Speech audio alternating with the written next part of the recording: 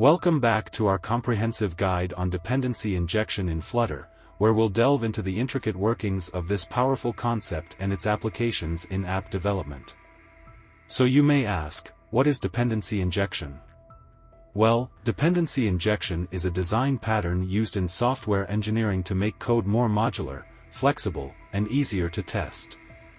Essentially, it means providing a component with its dependencies from outside sources instead of letting the component create them internally. This separation of concerns between the component and its dependencies makes it simpler to maintain, scale, and test the code.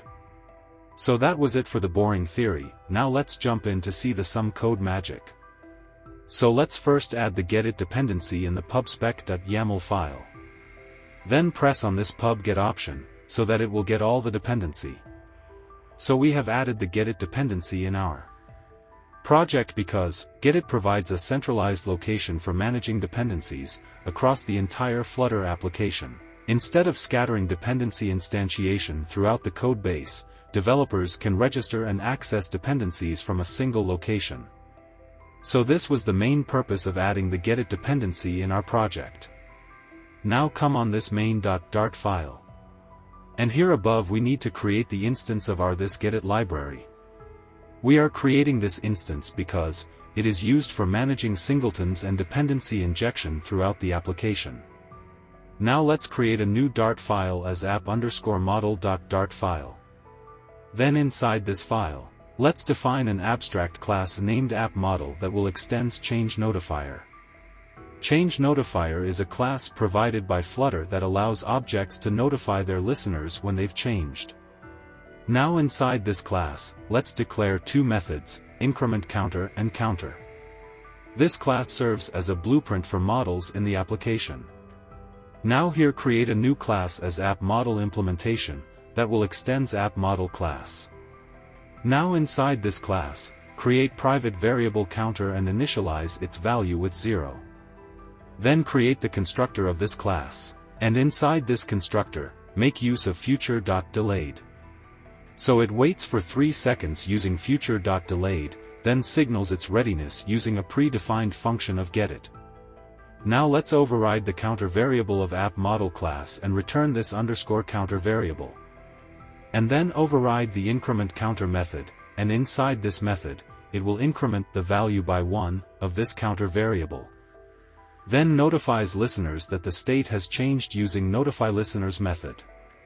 Now in summary, this code represents a basic implementation of a model. It follows the model view controller or MVC pattern where the model app_model implementation holds the application state and notifies the UI when changes occur.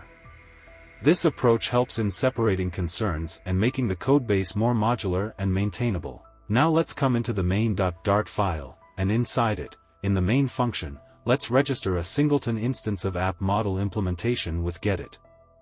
This means that throughout the application, there will only be one instance of app_model implementation available. The signals ready's true value indicates that the instance signals when it's ready. Then come into the init state method, here make use of our previously created getIt variable. Then add a check if app_model is ready, and if so, adds a listener to it. When app_model changes, it calls the update method, which triggers a state update using setState.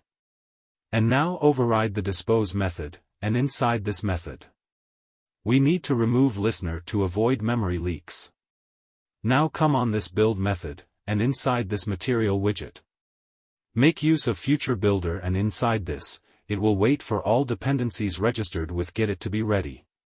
And the for builder part, if the all dependency is ready, then we will draw our normal counter UI, or else, if the dependency were not registered, then we will show a loading indicator. So yup, this was it for the coding part. Now let's run the app, and wait for few seconds until the app is not installed. So our app is installed, and we can see the loading indicator when the app is opening, because it is installing the required dependency for running the app. So that was it. If you have learned something new from this video, then please do like, share this video with your friends, so that we can reach to 500 subscribers very quickly. Until the next time, I'm signing off till the next one.